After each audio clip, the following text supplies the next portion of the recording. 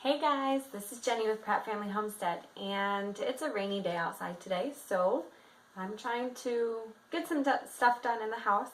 And one of the things that I needed to do was to make granola. The kids have been asking for it. They use it in replace of cereal. They add it to their yogurts. Makes a great snack. So they've been bugging me to make some. I haven't made some in a while, so I decided since I can't go outside and do anything, I might as well make some granola. So I would like to show you what it is that we do. Now this is a recipe that I just found online. I can link it below, and it's super easy, it's super quick, it doesn't take a lot of ingredients, and it's really good. Everybody absolutely loves it. So come along, I'll show you how to make it, and hopefully you'll give it a try. Okay, so what you need, first, you need to preheat your oven to 300 degrees and place the rack in the middle of the oven. So do that before it gets hot. I always forget that. So you're going to start with 3 cups of rolled oats, not the instant oats. You want the rolled oats. That's 3 cups, and I already have it in my bowl. And I'm going to add in 3 tablespoons of packed brown sugar. So there's, as I hit it, 1. This is something that's super easy to do by hand. I'm just using my mixer so I can have my hands to record. 2 and 3. And I'm also going to add in half a teaspoon of ground cinnamon and a 1/4 teaspoon kosher salt. Okay, so now you want to mix those ingredients.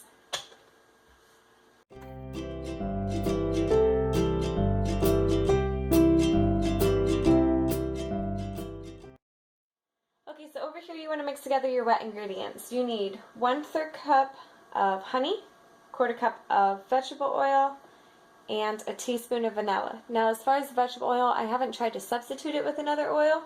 I'm sure that you could, but that's definitely something that if you want to try to substitute it with something else, you might have to experiment with it a little bit. Like I said, this is just the recipe that we follow. So we're going to put all of this into this small bowl.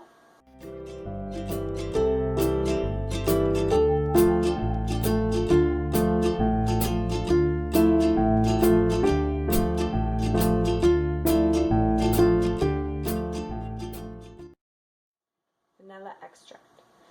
And you want to mix.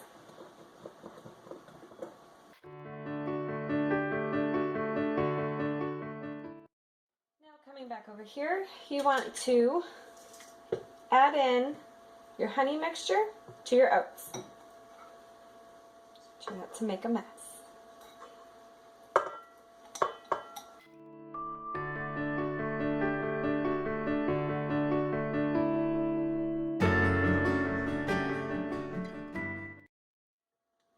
Alright. And then you want to mix this until your oats are completely and thoroughly coated.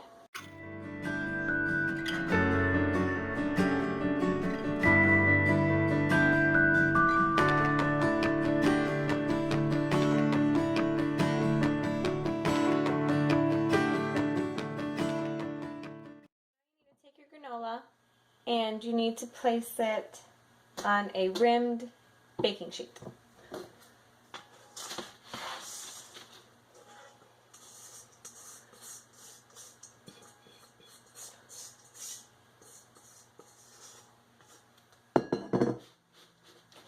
I'm going to even it out.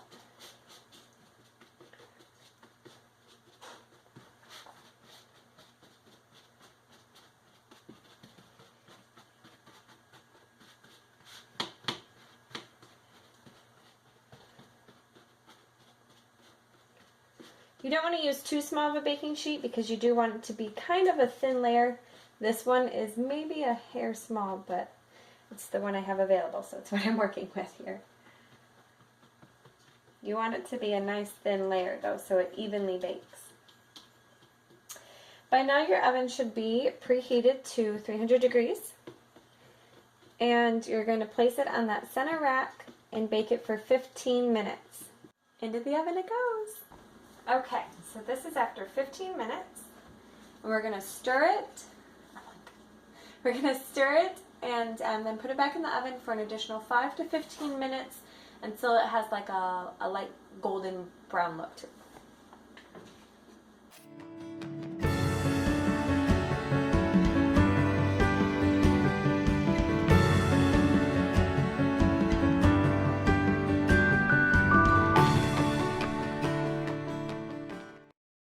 So I just pulled it out. You can see along the edges is slightly golden. It has a little bit of a darker look than what it did when we first mixed the oats up and stuff as well. So it's good to go. So what you want to do now is you want to place your cookie sheet onto a wire rack so it can cool, and you want to occasionally stir it for the next 20 minutes. Now, a couple things about the granola. When you're stirring it, it's going to seem soft still, but once it cools, then it'll start to harden up. So you want to just keep stirring it for that 20 minutes so it doesn't clump together and get too hard. You want it to still be able to move freely. Also, once it completely cools, you can add in different dried fruits if you wanted, or even a mixture of like almonds, pecans, things like that. You can do it raw, or you can toast them first if you prefer it that way. So once it completely cools, then you can kind of go ahead and make this however it is you want it. I'm going to leave it plain. I have dry fruit on hand if the kids want to add it to their cereal, if they want to add it to the granola as a cereal. But since they like to add it to their yogurts and stuff as well, I like to just keep the granola plain. So that's basically it. It's super easy. Like I said, it's not a lot of ingredients. It doesn't take a lot of time. Just a few minutes to go ahead and whip everything together, and then you just bake it and just keep an eye on it because burnt granola is not good. I did that once and the kids refused to eat it.